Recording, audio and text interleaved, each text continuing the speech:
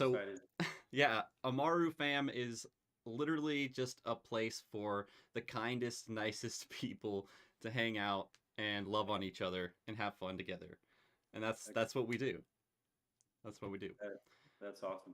So every Tuesday we have a special feature come in and share something around the idea of self-care cuz Amaru is a self-care app. In a nutshell, it is about taking care of your body and your mind.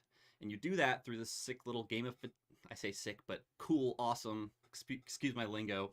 The cool awesome little meditations and breathing exercises and body scans and visualizations, all the stuff that Gabe has worked on to put into this app is built around self-care and taking care of your mind and your body. So another person I know from a few years ago is my good friend Joe. Welcome, Joe. Hey there, guys. Joe is uh, he is the founder of Move Therapy, and we met several years ago. I actually had him on one of my previous shows and interviewed him about the theory and the ideology behind the Move Therapy. Incredible, transformed how I handle chronic back pain. So I don't know if I've ever told you that, Joe, but it's been very impactful in my life. Just a That's little good. Good. shout out. Maybe almost as impactful as the Amaru app. Maybe. I gotta It's close like, these blinds real quick. I have a little. It looks like I'm God or something over here. So I'm gonna. 1 second oh, here. the God rays? Nah, I kind of like the God rays. You like the God rays? I can leave them on. God rays aren't bad. Let me just check the Twitch audio and make sure everything is operational. Excellent. But we got some chat going on. Kanaru's here. Welcome. Gonna be honest, definitely a lot better now. Was that earlier today? No, that was just now. All right. Yeah, nice. Yeah, I know everybody was having some colds and flus were going around. It's just been nasty. So I really Oh yeah, hope it's flying around everywhere right now. yeah, I really hope everybody is staying safe and not getting sick right now. It's the last thing we need, but um where is my Twitch stream Yeah, dashboard? we're trying to keep Biggie not sick. She had the sniffles for a couple nights and some diarrhea, but uh, Hmm. which is always my fault because I'm the only one that leaves the house. So I always have to blame it on me. So then Right, I was staying right, up with her all night in the middle of the night. I'm like, well, I can't be mad at you for being awake all night because I'm the one that probably did this to you. So right. If you're the only one who's going out, yeah, it's got to come from you, right? right. I mean, like, how's she gonna get sick? She doesn't go anywhere. Yeah. Either one of them. Is anybody else sick? Sam has the Uh, bragging rights because he is right. I don't know what the bragging rights are for. I'm missing something, Kanaru. I'm sorry. I tried to do a little meditation before this, and my wife and my baby have just been holed up in our room for the past week. oh, Bragging I'm for the sure. Amaru community. No, it's all you guys. It's all you guys. You are the real MVPs here. Kanaru, Larry, Gabe. Who else do we have in here? Lemon Tree, Bork, everybody on Twitch, everybody on YouTube watching this VOD after this. Hop in the Discord. This is the place to hang out. We do meditations every Thursday, and we do these features on Tuesday. Wednesdays, we have drawing, arting with the artist from Amaru who animated the cuteness you see before you. Let's get some Amarus in chat. Kanaru, can you help me out? Let's drop some Amarus in chat. Where is the chat? The chat is in the upper right corner of the screen. So, side note, if you are joining us in the live, we will be asking you to keep your camera off and muted while we're talking and having this little interview back and forth. But then we'll have some time to do question and answer after that, at which point we'd love to hear your thoughts and hear your questions. Joe is an incredibly smart dude. His process basically I'll let him get into it. I'm not gonna get into it or anything. But he's 500. been working on this for how many years now, Joe? Uh, the what you see behind me, I've been working on for about 8 years now. Yeah, it's pretty cool. So It's pretty cool. So, yeah, so Joe Clayman, Move Therapy. I'll drop some links in there so y'all can check out what Move Therapy is. But Joe, you want to just real quick introduce yourself, like a background, how you got into this, and yeah, where it all started. absolutely, yeah. So it actually goes back when you asked me how long I've been working on it. I've been working on the tool behind me for 8 years. I have 13 years in massage therapy, bodywork, medicine realm. and about 20 years in logistics between event planning, the military, and supply chain management. So essentially, it took everything I've learned up until this point, or up until that, 8 years ago, Mm-hmm. to create what I created behind me. It's all a mixture of logistics. It's a mixture of mental health, and movement and dance and anything and everything I could find to kind of like smush together, like or converge together. So my biggest thing is the convergence of mental and physical health. So if you think Mm-hmm. about, you go to a mental health therapist, you sit on the couch, you talk about your feelings, you talk about things that bother you, you talk about challenges in your life to get through.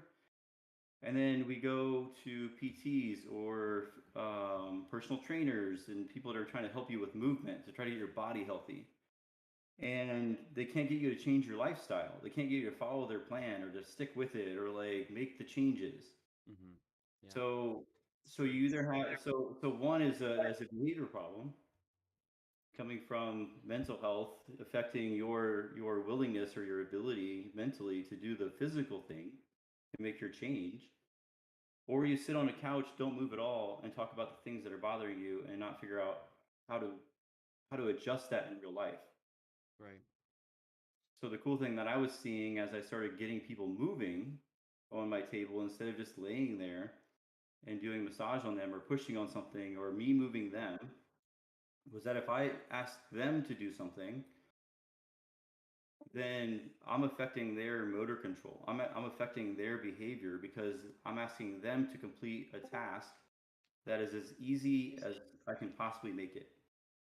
So the simplification of everything is what makes it challenging. Mm-hmm.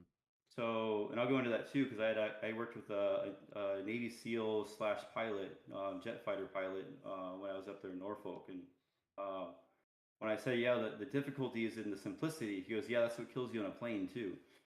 Huh. So flying is super simple, and they're like, keep your hands on the stick and your eyes in the air, and don't look at your hands. Don't look at what you're doing, because then you're gonna mess up because you're overthinking it already. Right. I always go back to archery as well. Like they say, you don't aim when you're a good archer doesn't aim. They just look at where they want to shoot, and their body knows where to put it. But you have to trust your instincts, and I think that comes down to practice. And we've talked about this a lot with Gabe and this group. It's all about consistency and practicing things over and over to build those channels, to dig those channels in your mind as you're connecting the neurons to actually accomplish things. Like you can talk, you can read, you can look stuff up online all day and think about doing really awesome stuff for your mental health, for your physical health. But it's actually applying that on a regular basis as a habit, as a pattern for your life that's so difficult, right? Wouldn't you agree, Joe?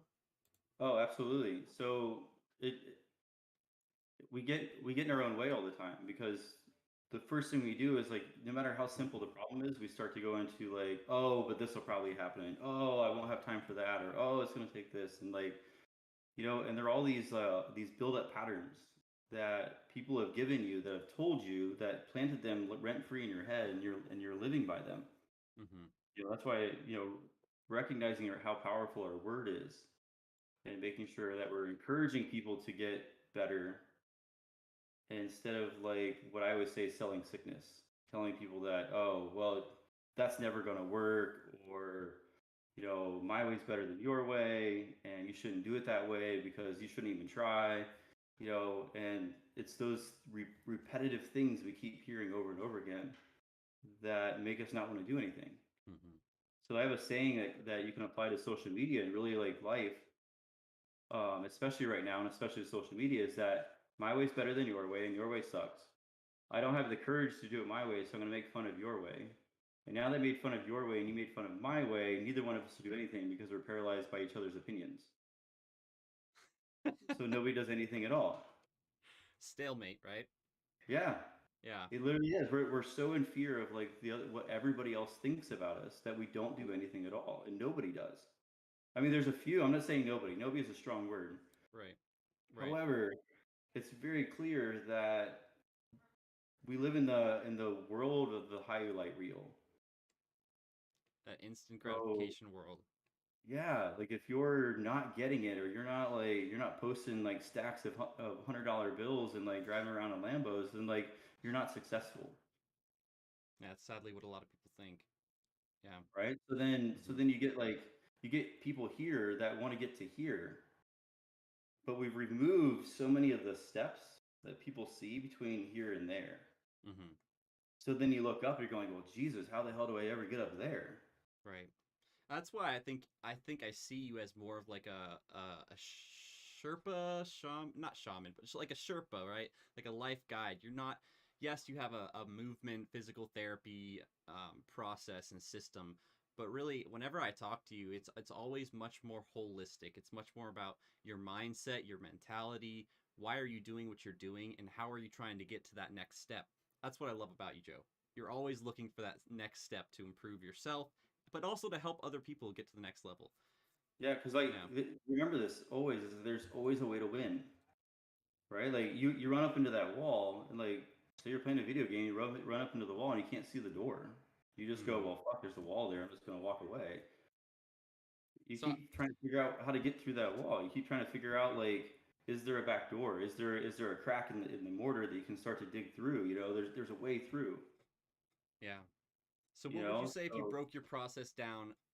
Everything that moves about, everything that you're about. If you tried to break it down into one sentence, what would you say you're about? oh shit, Oh sorry no. guys, Hey, my phone. sorry your internet's having trouble, Kanaru. Yep. And My Lemon Tree, take care. It's all right. I didn't turn my phone off. Oh, no worries, no worries. Yeah. We are extremely forgiving in this group. I gotta grab it real quick. 1 second. Okay, no worries, no worries. Lemon Tea said I have to go 22%. It's all right. I understand that problem. I let my little girl watch Shaun the Sheep on my laptop. Then I went to use my laptop this morning at 0%. That turns out technology doesn't work at 0%. And neither do you. So make sure you hydrate, exercise, do your meditation. Exactly. All of that. Yes. And since we're going movement, I'll just say this one thing real quick to add to that is that make sure when you're moving, you move in as many cool and crazy and creative ways as possible. Not the same thing over and over again. Right. That's a perfect lead in to talking about what exactly you do. Yeah, absolutely. So going back to logistics, where all this came from, is that if I had a truck driver pick up a delivery at point A and deliver my delivery at X store 250 miles away at point B, and he had a certain amount of time to get there and a delivery time to get there, do I care what music he's listening to or which direction he went to get there or which roads he took or you know any of that information? I mean, the roads he took, probably the most efficient route is, But if he gets to the unless the same destination is the only delivery point, objective. It doesn't have to be in a time frame. Like if we're not yeah. time locked in, hey, this has to be there at this point, then it really doesn't matter the But route. even if he makes it at that point, at that delivery point, or even earlier than that delivery window, but took a different way than I told him to, or the different way than the GPS told him to, then is he wrong? Because he still did the job. He still got the thing where we're supposed to go, and actually showed up early, Right. Right. right? So that's what that was like the basis, right? Because that was most of my life was the logistics, Hmm. and then you go back a little bit before that, and that was event planning. So I was given a container. The container Hmm. was say 20 feet by 30 feet as a tent. I was given 10 tables to put under that tent and this many chairs, and I had to arrange it in a way that all the little dots, we'll call people, could move around comfortably and safely and have a good time within this container. Yeah. Do I care who Aunt Susie is or Uncle Bob or little Susie running around? I don't know who they are and I don't care. Right. Right? So there's this like for me logistically it turned into like not essentially dehumanizing people, but just eliminating what actually I still needed to have to process what I needed to do effectively. Hmm. Okay, so those are the two biggest things that led into all of this. Because then I started studying babies. I started studying massage therapy and I started studying movement. and then I got into dance, and then I took this 50-hour class on infant and fetal development. Oh wow. So you And were prepared for a dad I to was be a I'm dad. very prepared for dad, yeah. Um, but what I learned was like, okay, if baby's here and mom is here, right? Baby's gonna do everything it can to get from here to here, right? It's gonna Mhm. wiggle, squirm, cry, whatever. It's gonna use every resource it possibly can to close this gap. Mhm. And over the course of 6 weeks, baby, or even 6 months, baby learns how to move better. So now baby physically can close the gap between where baby's at and mom is at. Okay. But at no point, well, let me retract. Usually, when baby's learning how to move, we go, "Come on, you can do it! Come on!" We're congratulating them, or we're like encouraging them, and like trying to get them to keep trying. Right? Keep trying. You almost got it. You're do this now, and now try this, and you're celebrating each little win. Right. Okay, and eventually the baby gets there, baby's walking, and you're happy, and you're congratulating it, and and you can keep learning, and you keep learning. Okay, so I always ask this question: at what point did we stop encouraging each other to keep going? Because we learned it when we were little kids to keep going, to keep trying, to keep try another way and try another way and try another way.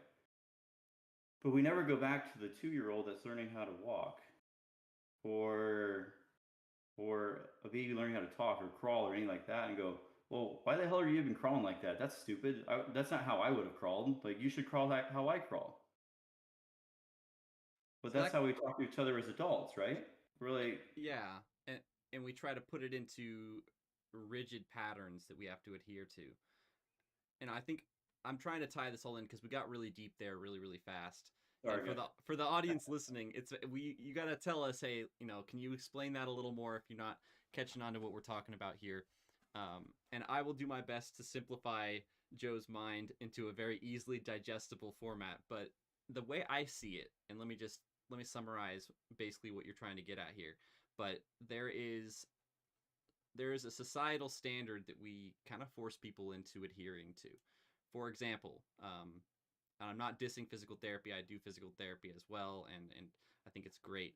But a lot of physical therapists are like, all right, you got to do this specific exercise 25 times this way every day, 3 times a day, and you stick with that, and you do that over and over for weeks or months. And Joe's whole process is the exact opposite of that. Am I wrong in that? Not maybe the exact No, opposite, but no, I mean, you are pretty much the exact opposite, because the phrase that I have for all of my games and all of the therapy I do with people is that there are no rules, there are no rights and wrongs, and you can do anything you want. yeah. So it's physical therapy gamified in the same way that Gabe has managed to take mental health, mindfulness, meditation, and gamify that. Except it's not an app. Joe doesn't have an app. He has what you see behind him, that incredible, I don't Yeah, even know, this isn't a fake jungle. screen. The This is jungle. real. So explain to us, what is that behind you? We're all wondering. Yeah, so the cube is actually the first, well, second, technically the second device I built. So I have a set of blocks, colored blocks that I use, that came from yoga blocks, and they essentially start off as like targets.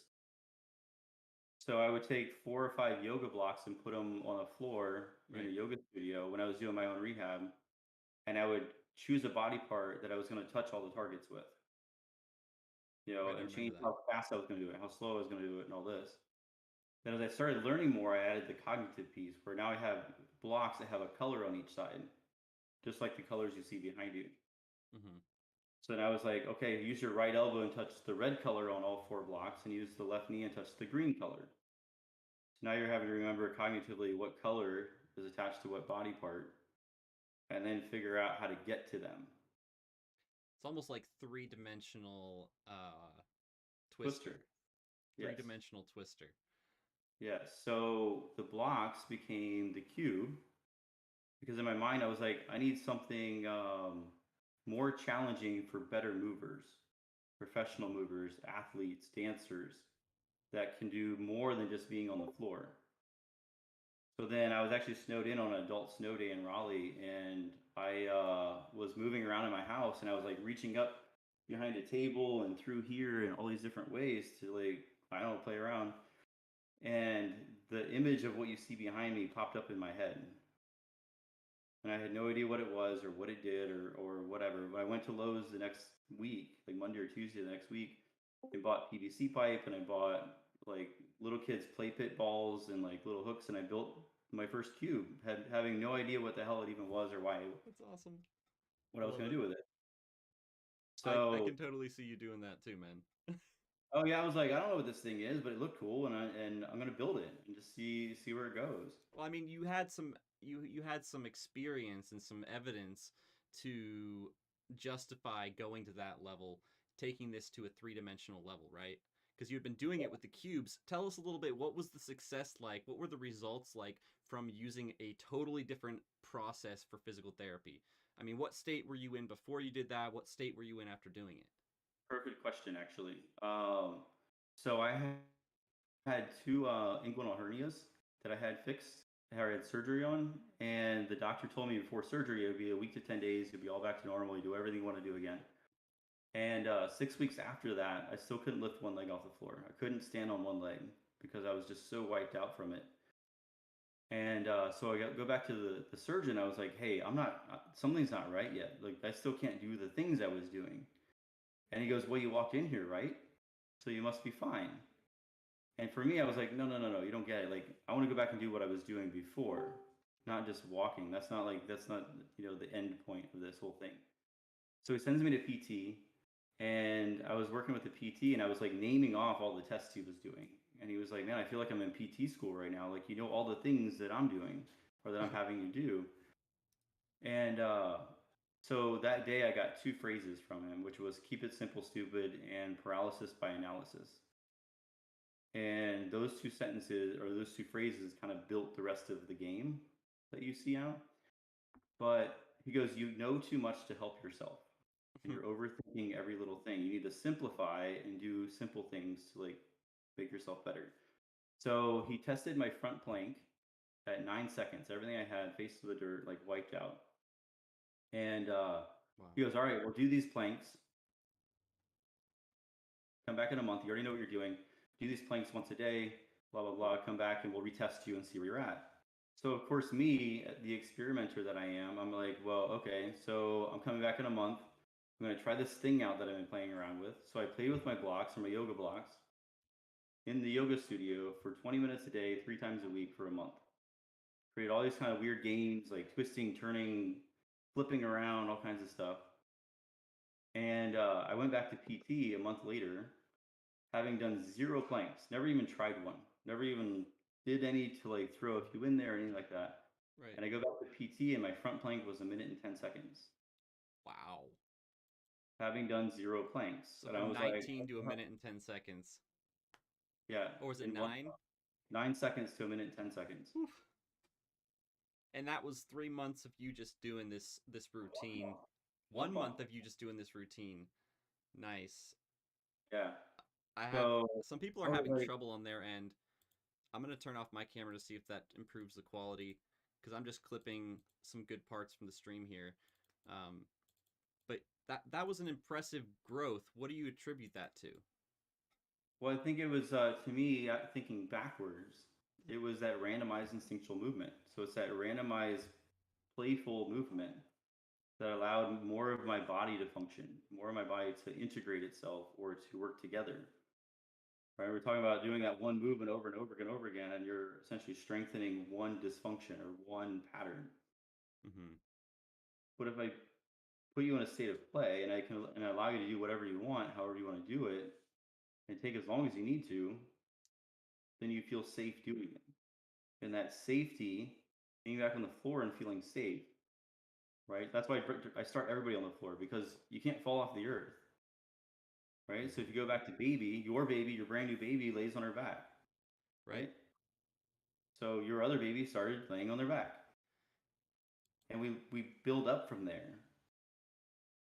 So as Ido Portal, if you guys don't know who he is, he's like literally the movement guy in the world. He just did an amazing podcast with Andrew Huberman out at Stanford. It's an amazing movement podcast.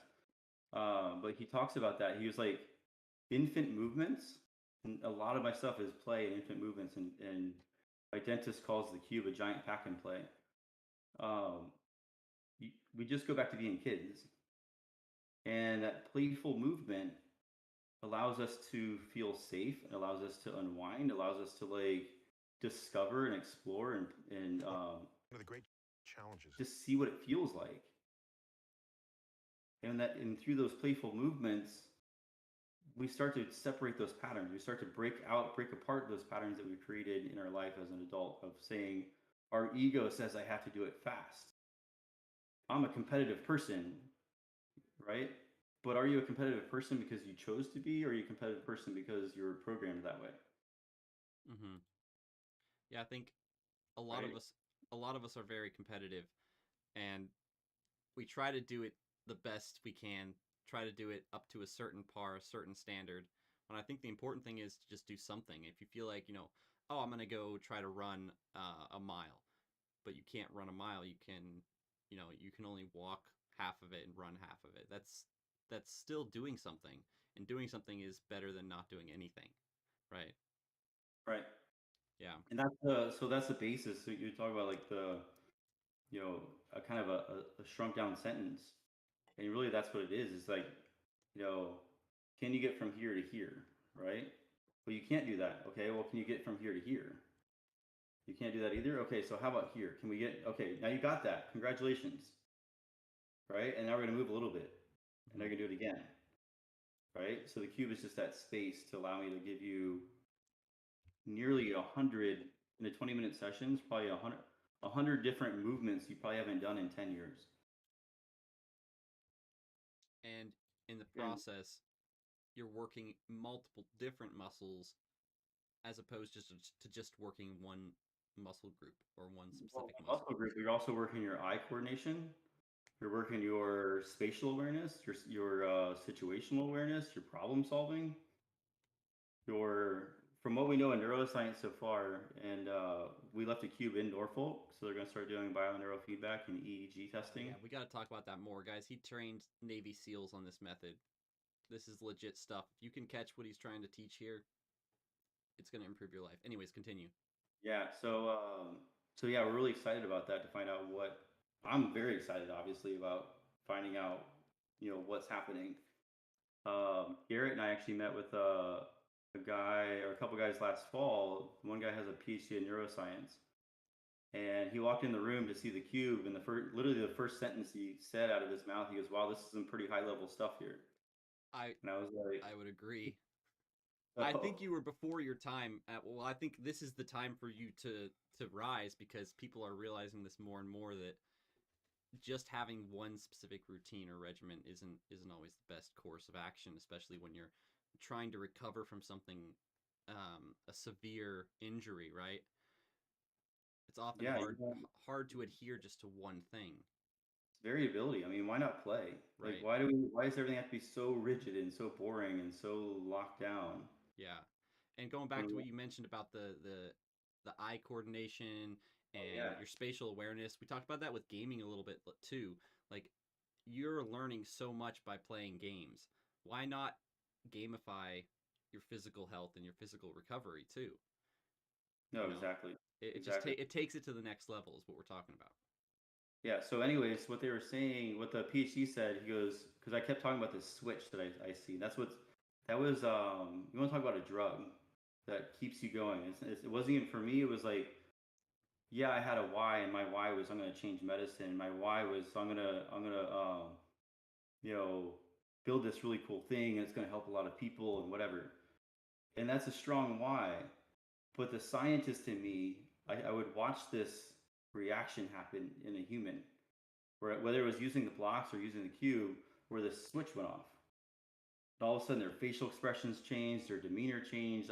Right. I always said it was like going from the adult brain to the child brain, and I was like, "What is that?" That was 8 years of that. I'm like, "What is that?" Like that keeps happening. I don't have the money to find out what it is, but I want to know what that is Right. happening. That ding light bulb moment. And this one, we did an open house, and make sure I go back because I want to make sure I close this gap up. but without even cueing anybody on what to say or what you might feel or anything like that. And she's doing a psych degree at UNC right now in Chapel Hill. And she came out of the cube. She goes, it was really weird. She goes, it was like the switch went off in my head, and all of a sudden I didn't care about anything. And I was like, so it's not even like That's me gaming. seeing it. It's not even me seeing it. It's people feeling it. Right. Right. So the neuroscientist that we talked to, he goes, without testing somebody, I have a pretty good idea from what you've said of what's happening. Right. And he goes, what's happening is you're down regulating the prefrontal cortex or conceptualization of our reality, and you're like letting that take a break, and it lets both halves of our brain kind of play together at the same time. And now we're just in this like play state or flow state while we're in there. So that's what I'm excited to see, if like what is actually happening. What brain waves are we affecting, or what areas of the brain are we affecting? Have you done any studies with the neural brain wave sensors with people using the cube? The mini EEG ones, like the headbands. Yeah. We haven't done headbands yet. We're working. We have a HeartMath gadget that you put on your ear or whatever, and we've been measuring that. So we got a little bit of data from that, to where we showed an increase in heart rate variability immediately after each session. So our goal would be explain to that for us who don't know what that means. Oh yeah. Okay. No, you're fine. Blame James Conner for that one. He got me into that. So heart rate variability is when you're stressed. Okay, so this will play into Amaru too. Okay, so when you're stressed, or you're exercising, or you're moving about very swiftly, trying to do something, or you're just overwhelmed, your heart goes into this machine-like mode of bam, bam, bam, bam, bam, bam, bam. Every beat's exactly the same, exact time apart. Like everything is just, it's exactly what your body needs, just like a machine. Yeah. Okay, heart rate variability is when you actually go into a state of relaxation, and you are truly calm and you are relaxed, that your heart actually has a degree of variation between the beat itself, how long between the beat, and how much higher or lower the beat is. So it almost goes, when you go into a relaxed state, your heart goes into this flub, flub, flub kind of state, instead of like a bam, bam, bam, bam, bam. Right. So basically increasing relaxation after doing this compared to traditional exercise, or was it? And you are truly well. So that's what we want to. What you're trying to do is that when you end up in a stressful situation again, that you've trained yourself to handle it in a way that it doesn't take your heart out of the variability and throw it into machine, or it'll go into machine but be able to drop back out of it a lot quicker. You don't stay in it. So what happens a lot of times right now is that people stay stressed and stay stressed for decades. So then your heart is getting worn out from this, like, never getting to go back to this flub flub motion of just like playing. Right. Yeah, we talk about that too with the meditation. Like, it's not just so that you can relax. It's so that when you're encountering stressful situations throughout your day, your brain has these neural pathways already in place so that you're ready to handle it. Exactly. You're trying to give yourself some new cards in your hand. That way, kind of like in stoicism, right? Like you're running up in a stressful situation, and can you stay stoic and be able to process what's coming at you and respond and not react, right? So like I heard there's a book called Verbal Judo. If you guys have never read it, it's a fantastic book on communication, or like the gentle art of persuasion is what it's really about. Yeah. And he says in there, he goes, we react logically and respond, or no, sorry, we react emotionally and respond logically. So we want to like emotionally respond logically. Right. So we want to respond without having our emotions involved in our answer. right? Or not let our emotions Right. control our You don't want to answer. be reactionary, Exactly. right? So if you're overstressed and you're like overwhelmed, like me as a neurodivergent person, like my wife and I were both like so off the walls last night, like almost getting in fights for nothing I because feel that. I feel that. she was in complete overwhelm, I was in complete overwhelm, and we're like Having a baby all of will a do sudden that we're to you. arguing over a tiny poop stain on a changing pad. You're like, who the fuck even cares? Right. You know, so that's that reacting emotionally, right? So you train yourself through meditation, you train yourself through like working in the cube or working with the blocks or whatever, and you train yourself to be able to handle situations differently. So I think this will segue perfectly into this is that you can practice this at home. And that's what the cube and the blocks do. The blocks, what we're creating as our home game, is that um, what you're doing is you're practicing making the mistake. You're practicing knowing what it feels like to make a decision and be wrong, or to make a decision and maybe you didn't make the wrong one, but the one you chose is hard. Right. Okay, so you go in your room and you lock the door and you like shield yourself away from everybody that could play into how you feel about yourself. Okay, so who's watching you? Okay, is there somebody watching you play your game and be silly? That's inhibiting you from actually being silly. So there was somebody, I've had a few people say this to me when I give them fun, silly games to do at home by themselves, knowing they live by themselves. So you can lock the door, the front door, you can close all the blinds in the downstairs, go in your bedroom, close the blinds, lock the bedroom door, and play this silly game by yourself. And what I was told was, I'm afraid what I would look like if somebody saw me. Mm-hmm. Knowing that there's not a single person in the world that could get to you because you're behind three locked doors and there's not a single window open. Sounds like introverts trying to get away. Right? Yeah. Yeah. So that's what you're training is that you have to like, what my stuff does is teach you how to build up that resiliency to be able to be silly on public, to just be yourself, to be your playful, childlike self, Yeah. no matter who's watching you. Yeah, I love that. I love that. So how can So, people do this on their own then? Like what are the core principles that somebody say without this contraption you have behind you, how could they apply that to their life? so there's one I like to do to people when we're in Zooms and stuff like that, and it's one I heard a while ago, and I love playing off of it. But when was the last time you made a sound effect? Do you make Oh, I sound? was making sounds to my baby last night. Okay, but the sounds to babies are different. I'm talking about like, do you make sound effects when you're like picking something up or like removing or Oh, you know what I'm no. saying? Someone said this. The question was one time was like, what was your you as a man? What was your favorite machine gun sound when you were a kid? I don't I even know couldn't if you hear could it. hear that. I couldn't hear it. Yeah. Bummer. Um, The noise canceling's too good. They were like, "That oh, machine gun, cut it out." you got a silencer on your machine gun. That's what it was. Yeah, the silent machine gun. But that I had a guy the other day when I was doing a podcast or a little meetup with somebody. It's like, when was the last time you walked barefoot in the grass? Hmm.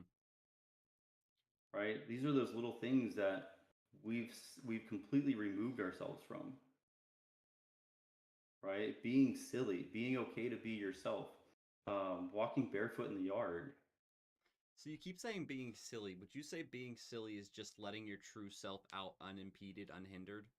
Yeah. So a guy, one of the SEALs actually, he picked up on it when we were doing the cube stuff, and he goes, I heard this comedian talk about this one time, and he was like, "Is this what you're talking about?"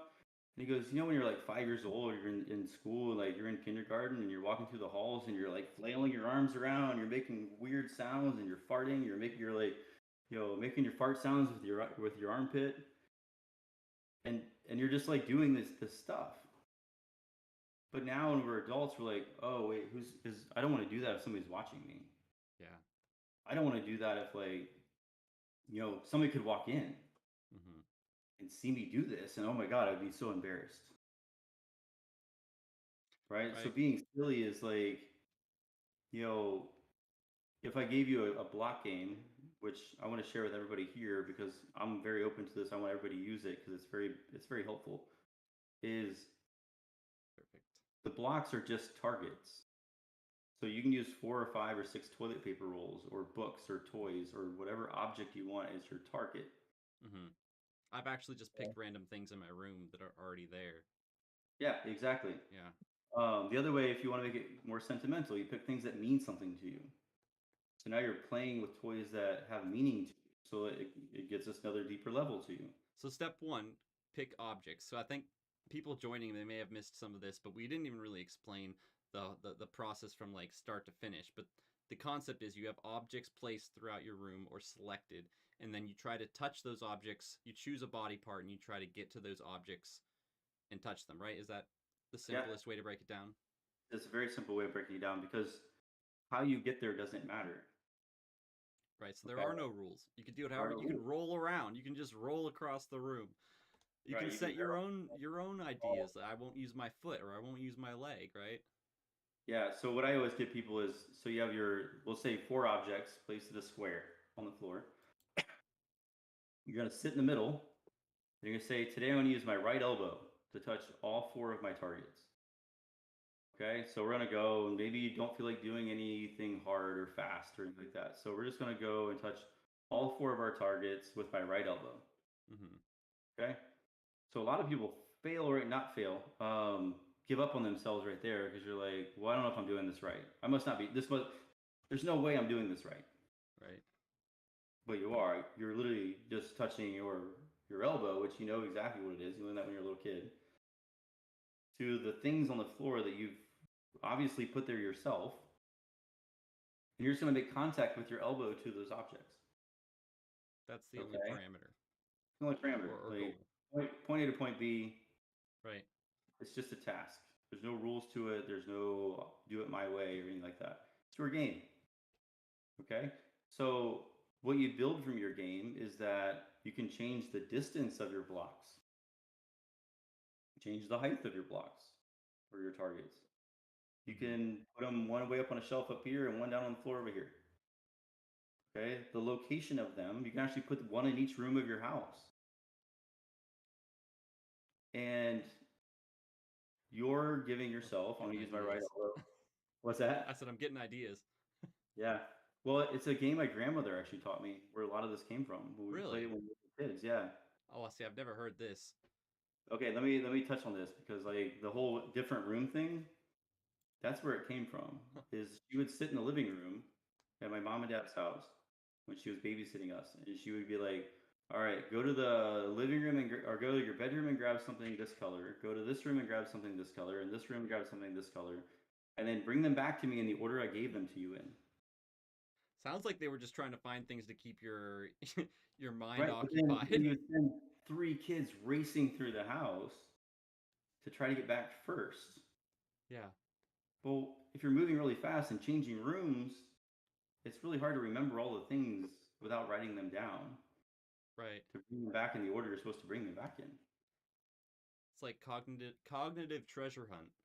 Yeah, yeah, That's it was really cool. wild. So So you do that that. that's the same concept then. And would you repeat it though? If you did something on a shelf, something on the floor, would you go back and forth or would Well, here's the thing: is because you can keep adding the variables because logistics is just variables, right? You're just a ball of energy being stimulated by a task. Okay. So leave all your targets where they are and say, okay, so now I'm going to leave all the targets as they are. I'm going to use my right elbow to touch them with. My left foot cannot make contact with the floor. And I'm going to touch all of my targets. I'm going to touch 30 targets in 60 seconds. Ready, go. Is it the same game? every time it's a little different? Every time it's different Right. because you can't do the same movement twice. Your perspective of how you did it, your perception of how you did it, your body's ability to do it now the 10th time as opposed to the first time is different. What do you So guys it's think, never chat? What do you guys think? Are you picking up what he's putting down here? Can I get some Pop Marus in chat if you understand the concept here of movement therapy? All right, chat. There we go. We got a Pop Maru in chat. Thanks, Kanaru. Good to know somebody's getting it. On Twitch, we've got Taxi Daisy. So this is a great discussion. Always a good discussion. I want to come back around to the idea of posture and how it ties into this because we did want to talk about that. Oh, yeah, totally. Let's definitely touch on that because I want to knock that one out of the park. Yeah, so what's this idea of good posture versus bad posture? Is there such a thing? Okay, so using the idea of children, all kids used to wear the same color clothes until they told us not to. They said boys wear blue, girls wear green. Now we sell two different products for double the amount of stuff, right? Right. So if I tell you that you come in, you're like, oh, I'm in all this pain. I can't figure out what's wrong with me, and da da da, whatever. You're like, oh man, like your posture is the worst I've ever seen it. You should come in. I'm gonna give you these things. We're gonna get it better. We're gonna make you look how you're supposed to, right? But Mhm. posture in the biomechanical sense is based on this string, this plumb bob that runs right down the center of your body. And if you don't match that string, you have bad posture, right? So if I go to you and say you're bad, wouldn't you want to buy something to make yourself good? So it's marketing to say there's bad posture and good posture is essentially the idea when posture varies from person to person. Yeah, there's millions of postures. There's these guys in Norway I heard, it was probably 7 years ago, and they literally, it's my favorite thing I've ever heard, was the best posture is as many postures as possible. So that brings it back to the goal is not to pick the perfect position to sit still in. The goal is to move, to choose multiple different postures. And the more rapidly you do that, that's exercise, right? Yeah, That's getting into a flow state, and if you can do it in a gamified way with some colorful balls objects, you're also adding in the elements of cognitive development because of it being a game and not just being do 10 of these weights or do 20 of these stretches. yeah. So one of the things I see all the time in the cube is that I give people right hand red, left hand blue, but go through the cube and touch all the reds and blues. Well, there's 10 reds and 10 blues. Mm-hmm. And they'll go through and touch them all and count them all and make sure they got every single one and then stop and say, okay, now what? So then I'll do it again. I was like, now touch all the greens and all the yellows. And what I'm watching for is a creative person or an entrepreneur or certain people, mostly in that creative realm, will just keep going, right? But a good worker bee, a good programmed employee will or a military person, just witness that too, will make sure they got them all and stop and ask for permission to keep going or to what for what's next. But if you Why do think about it in a creative world, in a creative mind, there's an infinite amount of reds and blues because you could just keep moving and go different ways around all the chords or in your game at home.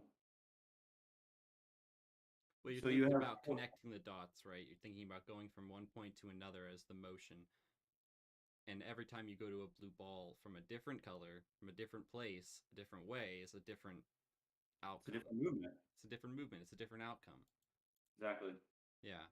So the whole thing is infinite, right? There's an infinite amount of reds and blues, or an infinite amount of blues and oranges. Just like in a game, there's an infinite amount of ways to get to the goal, to do it. You know, there's so many different paths you can take. You can jump at this time, jump at that time, you know, go the long way around or take shortcuts. I think it's really interesting when you see people doing speed runs Like I can't do that. I can't do the same thing over and over and over the exact same way. It's just I don't think that's in my Well, I try nature. to convince people to even like, you know, if you go to work every day, if you drive to your office every day, okay, you can't tell me there's not more than one way to get to your office or get home from your office. Hmm. There's got to be 4 or 5 or 6 different ways to get from home to the office or office home, right? So maybe Friday night, you don't have anything to do when you get home, anyways. Take the long way. Why do you keep going the same way? Yeah. My wife Right? and I are big fans of the scenic route, although we've gotten lost a fair amount of times too. Oh, yeah. Well, that's the beauty of the GPS, right? Is because you can always find your way back if you're Yeah, lost. yeah. It's a You are safety truly net. There's a lost. safety net now. Imagine back in the day. Let's take the scenic route. 3 Yeah, days later. 3 days. right. But They yeah, so return. that's really like all of my stuff is like it's been really hard to strip away all of this programming and all of this like you have to do it this way. You have to wear the carpet out. You have to wear the carpet out in your house and walk around the island the exact same way for 20 years. You can't change where the silverware is. Hmm. It's gotta be in the same spot. Yeah. We got So rid we of get the forks and so knives. We got massive. rid of the different slots for forks and knives and spoons. It's just this is kind of random, but it changed everything because it's so much simpler to do things now. I don't know why we divide them up and put them in perfect little ordered slots, but that's totally irrelevant. Yeah. I feel But that like was it's the connected the somehow. way, like you enjoy it though. So like you Yeah. broke the mold and said, why are you even doing this? Yeah, we could have fixed it, but like it's kind of enjoyable. Yeah. So that's really what it is. It's just it's stripping down all of this, and that's what was cool. Like bringing up the Navy SEAL thing was these guys are trained at such a high level that they do their missions that if they make a single mistake, it could be lethal for themselves or lethal for the entire team. Hmm. One mistake, one oh shit, I said the wrong thing, or oh I went the wrong way, or oh right, Yeah, that's lethal, yeah. right? For a lot of people, the whole team, it could blow a whole mission. Right? So when I put people in here, I literally showed an example because it doesn't matter who you are. It doesn't matter if you think you're going to be a great mover. It doesn't matter if you think you're going to be able to like think through it or it's not going to get you. I had a client that's known me for 8 years, the whole time the cube's been around. She's never been in it, and she's this like cool badass. She's like she was an officer in the Marine Corps. She's a corporate attorney. Everything's just like spot on. Yeah. And I put her in the cube for the first time because I'm helping her with some marathon training. And I gave her the phrase, "There are no rules, there are no rights and wrongs. You can do anything you want."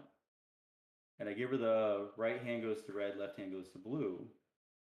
And I am not kidding you. It was like I super glued her shoes to the floor. It took her minutes to move, like actual timed minutes to move her feet. Because she kept looking at me going, "Are you sure? Like there's nothing else. Like that's just it." I was like, "Yeah, you're just right hand red, left hand blue. Whatever else you want to do." Like, no, there has to be more than that. There has to be another. There has to be more information. So she finally started moving, and she did not touch a single chord. She moved one ball by accident, like a half an inch, and then moved it back really fast before she would continue what she was doing. Huh. So it took her 15 minutes to start actually moving through the cube and trusting herself that she was allowed to make a mistake. So within this system, there's opportunity for sort of rearranging things too. I mean, moving chords, moving the balls, moving yourself isn't the only thing then. Yeah, you can. What I usually do is let people, if they want, design the cube themselves. Huh. So I always say it's like building your coolest blanket for it because you can put cords on the bottom, cords on the top, cords straight up and down, wherever you want them at. Yeah. So now you design the space that you'll be playing in for therapy. There's a thing to remember about play. This is all through play science. Is that the only true way to play is that you must feel 100% safe. If you don't feel safe, you're going to stay on guard Hmm. and you won't be able to get into flow. You won't be able to drop into that play state or that flow state because you're worrying if somebody might come home, or somebody might knock on the door, or somebody might walk in, or somebody might see you or say something to you. Right. So it's the ability to block that out in everyday life, like to be able to. I've learned to disassociate, which isn't exactly the healthiest thing, and I'm working on that. But be able to completely block out everything that's going on around you and focus on the task at hand. Yeah, I think Or- there's a fine line between that and disassociation. But ultimately, it's staying on task, still accomplishing, or still having a response, but not a reactionary response, not just an emotional response. So taking away stripping away the emotions from what you're doing, and approaching it from more of a logical perspective is what you're getting at. Yes, exactly. Yeah. Yeah. So Tim Ferriss, I don't know if you guys know We who should that tie is. that back into posture too, if we can. Yeah. So perfect. So posture is more about how you feel about yourself. So there's a saying I have is like sick, scared, tired, and hurt. Your body autonomically wants to go in the fetal position. It wants to fold in. It wants to close itself off and protect itself. Right. Okay. So if you don't feel safe, or you feel sick, or you feel scared, you're going to be overwhelmed and you're going to be punched over. And you're going to walk around kind of like protecting yourself,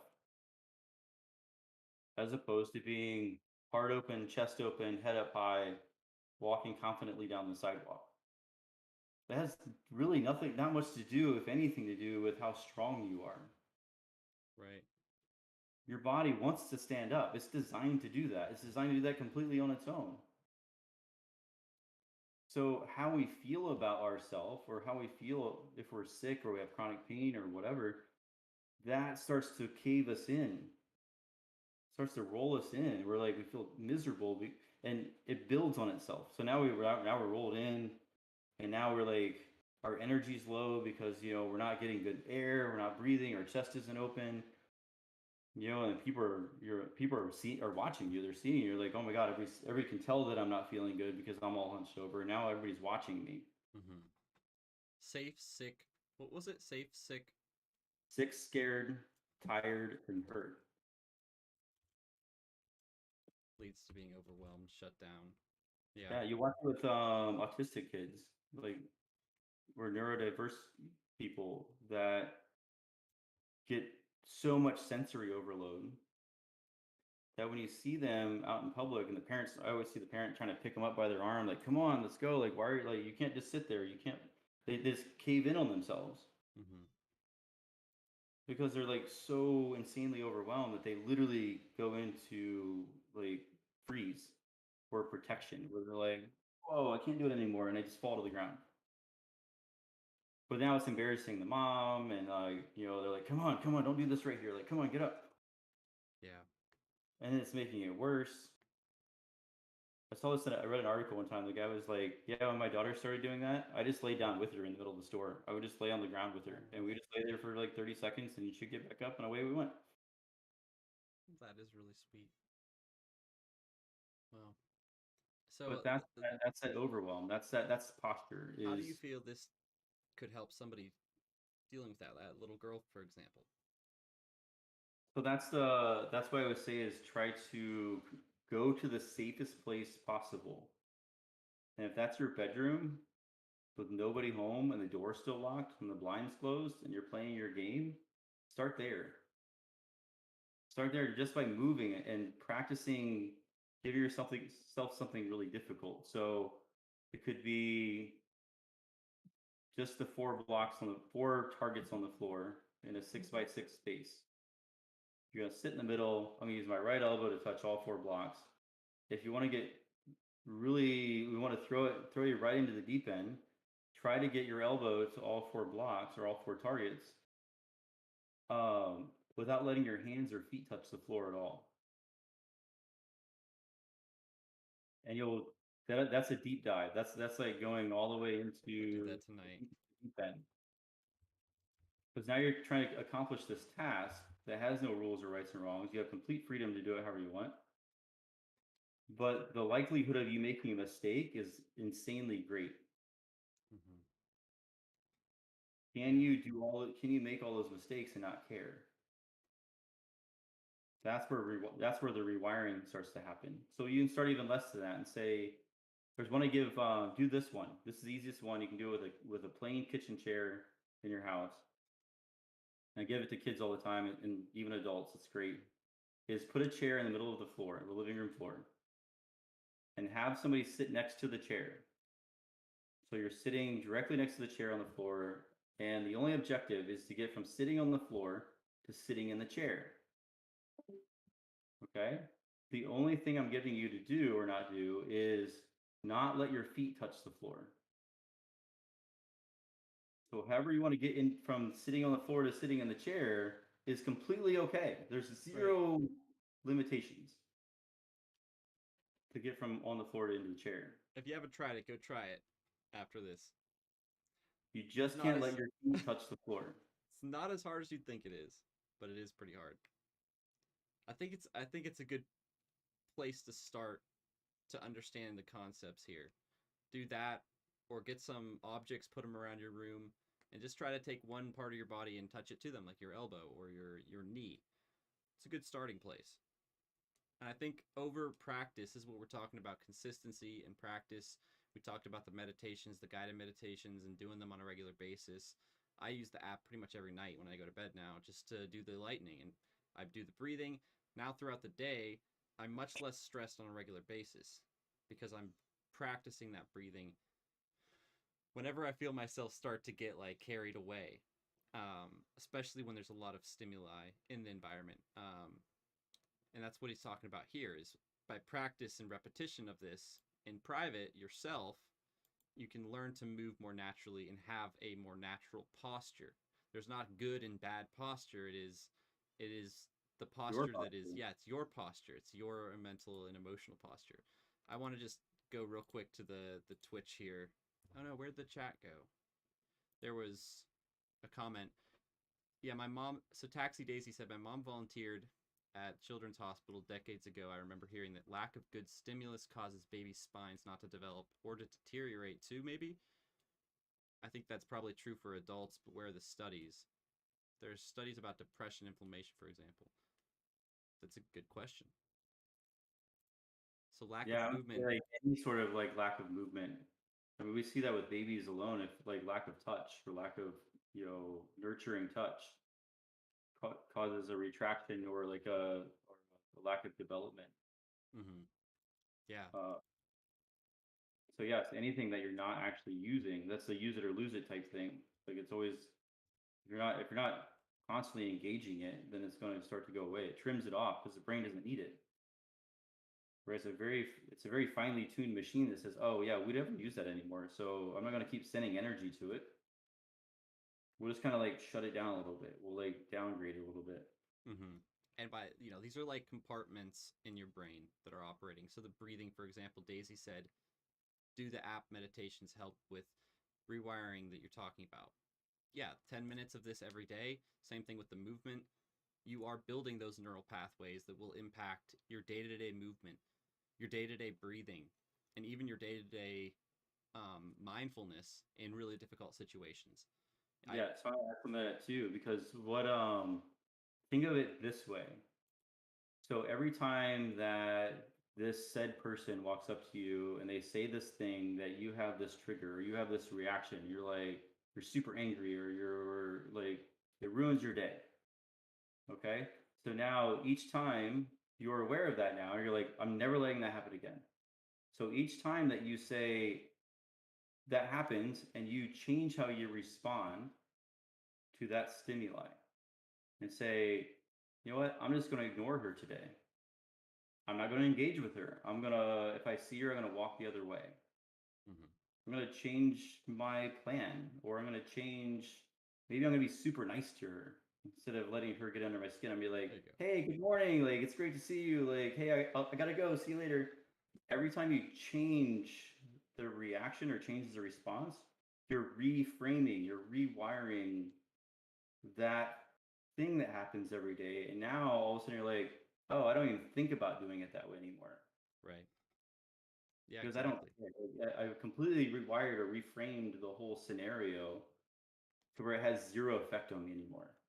Yeah. I think that's And that breathing, extremely important for breathing neurodiverse practices do people. that. Like, yeah, anytime you start to like, oh, I'm going to use breathing to get through this, or I'm going to do this, I'm going to change it to that, or I'm going to think about it like this, Hmm. and just that change of thought around the thing will eventually change the way you respond to the thing. That's a really good point, and that's why we had that exercise a few weeks ago where you were just supposed to notice when you got up from your chair, your computer chair, or wherever you were sitting. Oh, Gabe's got to hop off. Thanks, man. Thanks for joining us. We'll catch you later. If y'all have to hop off Okay. here, we are about to wrap up. I know it's a little bit over the hour, but My wife will be looking for me pretty soon. We got therapy at 6, so okay, yeah. So in conclusion, I want everybody to go try this and pick some objects around their room. Maybe you turn on a lightning or scanning meditation while you're doing it. But I don't know. I mean, you really want to get in that flow state, so it probably would be best not like. Do you encourage people to do this with music or not? whatever Not you to want. Yeah, no, literally whatever you want. Like you're creating again, your no rules. So, no rules. yeah, Whatever your like, think back. Like for me, I still have runaway spots. It's like we had when we were little kids. yeah. Because I always say like it's all games, right? It's all toys. Hmm. It's that we're just bigger, uglier babies. I would say that in Joe's mind, the whole world is just a playground. If there's one It person I has, can say that about, it'd be my daughter and Joe. it's all a big playground. I love it. Like everything. That's the level I want to get to as well. And the way you look at things, I do admire your perspective on life and the fact that you are so dedicated to helping people improve their situation by taking action and moving. Yeah, you just gotta play. Like I can't stress it enough. Find a way to play. Find a way to like, whether it's playing an instrument or playing golf or playing something. Because there's a way I've heard this I really like is like play is in of itself. It changes nothing in the universe, whether you do it or don't do it. If you play an instrument, it makes sound out of this device, but nothing in the Yeah. world changes because of it. I mean, emotional change. In yourself because you're doing it. You're doing it because you love doing it. So yes, it'll change you because you're playing.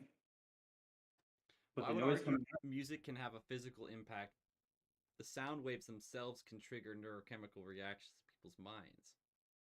That's a physical impact, right? You know me, I've always got to be the devil's advocate here, no, or for sure, for sure.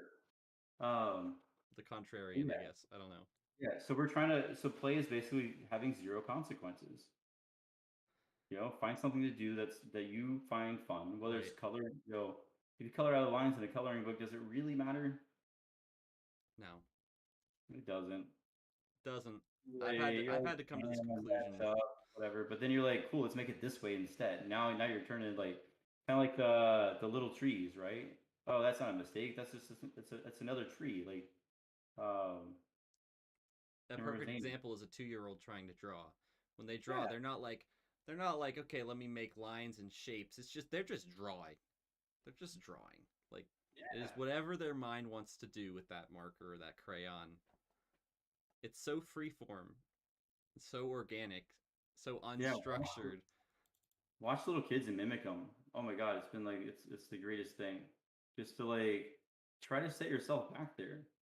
We Like should they're have a not doing scribble anything contest. Who can make the least organized piece of art? wrong. The least conforming piece of art to any art standard.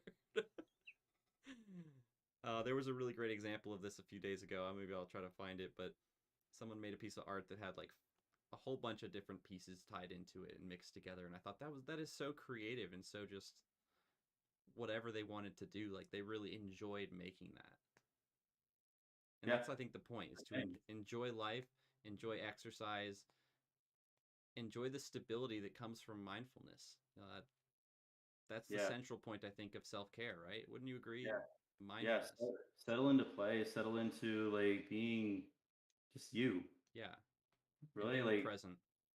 yeah, it's just right now. You have one chance, and like, just it's a very finite amount of time that we have. Yeah, Why not have as much fun as possible doing it? yeah. Wow. So, Very poignant stuff, Joe. I think that was a packed hour, but I really think people watching the VOD even are going to get a lot of value out of that. I clipped some of the best stuff that you said and that we talked about. But thank you so much for just sharing the core ideas of move therapy and how it's impacted you and how it's helping the Navy SEALs. It's really cool to see, and I'm excited to see when you start getting some like brainwave data. I'm very Yeah. optimistic. Like I'm sure you as well can probably predict what it's going to show, but I just want Yeah. to see it on paper and be able to show people like, look, listen, like try Absolutely. this. So the cool thing for me, like people don't really know, is I like to zoom in and zoom out. So like I like the complete opposite perspectives. I'll give you two examples. Like one of the guys I met on Discord, actually at the beginning of the pandemic, lives in a tiny little village in India, and literally showed me, took a picture of the floor of their house and says, "That's where I sleep." And he goes, "I was trying to save up for a sleeping bag, but right now he just sleeps on a hard concrete floor, Wow. just his body." Wow. And I was messaging him one time on Discord while I was standing in my client's house that has 21,000 square feet. So perspective, right? Zoom Right. in, zoom out. Yeah. Um, What was this guy's Discord ID? Sassy, SASI. I feel like I know this guy.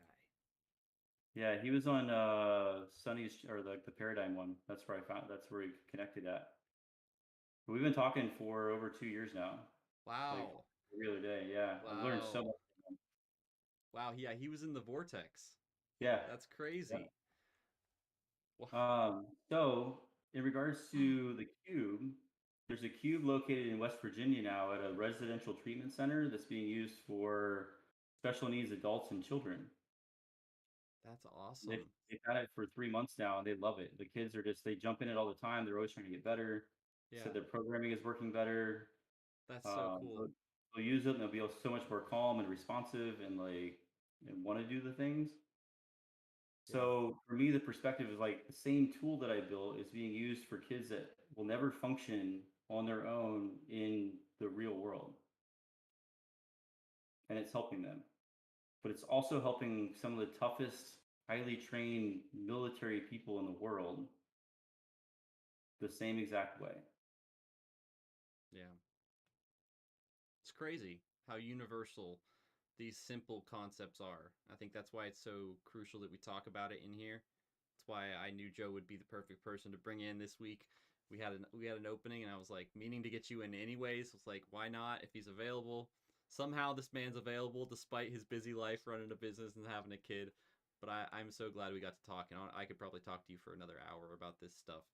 Um, yeah, Yeah. I probably have a list of questions, but it is close to 5:30 and want to Oh respect shit. everybody's time. Yeah, if you get out of here, I'll get yelled Yeah. at.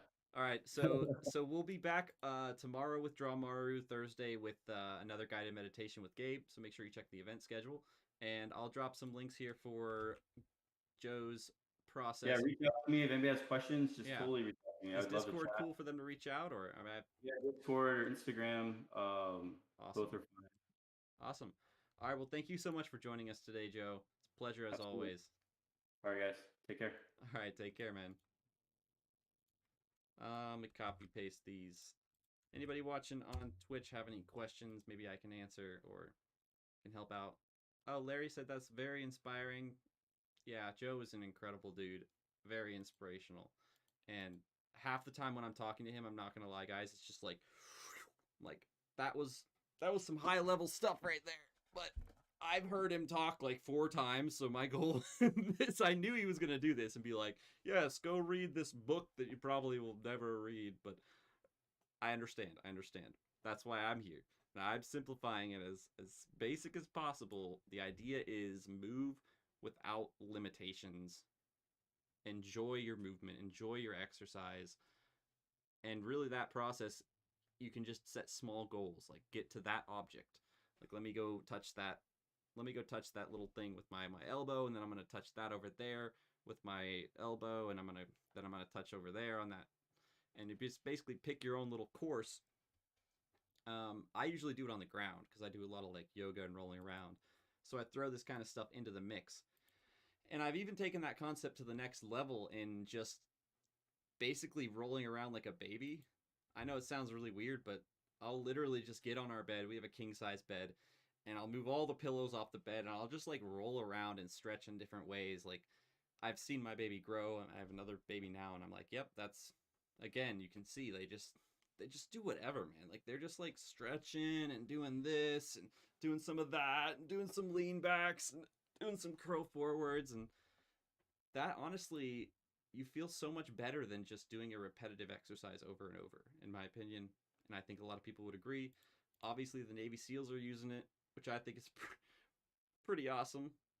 So go check out Move Therapy. I don't know how much stuff he has on his website, but you can start just doing some of this stuff on your own and see how it helps you. And throw in there the meditations. You've got your basis is covered. You know, we don't have diet. We haven't really talked much about diet and that kind of health, but you've got your mind and you've got your body. You are essentially, as he was talking about, a ball of energy, and what you put into there does affect how it acts. But it's really about taking action yourself. We talked about not being reactionary, but being intentional, logical, and having a response to certain situations. So if your response is to shut down, that's not the worst thing in the world. Like it's not terrible. Everybody has a different level of tolerance for stimuli. It's really more about how do you train yourself? How do you build those neural pathways that you may not ever have been shown or developed, which is fine. I don't think they come naturally for a lot of people, especially people who are neurodiverse. Like they struggle with being overwhelmed really easily. I know I do. I know my wife does. Our children probably will too. My daughter is great, very friendly, but sometimes when there's a lot of people around, she just literally shuts down and just curls up behind me or climbs into my leg. And I'm going to be teaching her all these things. I've already been teaching her how to breathe, trying to help her calm down when she gets really worked up. And she's only 2, so I think she's off to a pretty good start. But thank you for watching. Thanks for joining. I think this will actually help in my everyday life, especially as a neurodivergent person. Yeah, it will. It will. I agree. That is really good. Seals are cool.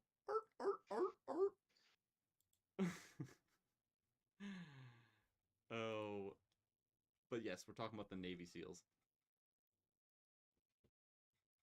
I think it would be cool if we taught SEALs to do this too, though. Now I'm just imagining like a SEAL moving around through that course behind him, trying to touch all the blocks with his flipper. Thank you. I needed that. I needed that. Somehow I gotta figure out a way for my camera to stop wiggling. Super annoying. Put it on its own little tripod or something. Anyways, I think we're gonna hang out here for a few more minutes, probably till 5:30, and then I'm gonna go vote. It is voting day. If you haven't voted yet, get out there and vote. Has anyone actually voted yet? Is anyone here even old enough to vote? Let's train SEALs, please. Please, yes. I'm from Germany. Okay, yeah, that's true. We have a lot of people all over the place. It's voting in North Carolina right now. I think across most of the states, pretty sure it's the same day for everybody. I've only lived in 2 states my whole life, and only one being old enough to vote, so don't quote me on that. But I'm pretty sure it's like US voting day, so definitely not. Yeah. Well, I feel like the majority of our Discord isn't. Sad thing is I've voted a sad amount of times for how old I am. I've been able to vote for like 10 years. I haven't voted 10 times. That's for sure. You went out at 600. We 3 here went out at 600. Nice. There you go. I'm going to go out before it closes here. And then probably play some Ark when I get back, Zach. If Summer doesn't need help, or if I can. I'm not keeping my hopes up. I'm not keeping my hopes up, but that is my goal, is to get everything done so then I can play some Ark. Sounds good. But yeah, Bork, Larry, thanks for joining us as well and sticking through to the end. Zach, thanks for dropping in after the good part. It's your loss, man. It's your loss. Go watch the VOD. Very interesting concepts discussed. All right, Larry. Have a good night. Have a good sleep. Take care. I will catch y'all on the flip side. We'll be here tomorrow for Draw Maru. Let's see if there's anything on Twitch or YouTube. Nope. Okay. Have a good evening. And remember to go vote and move.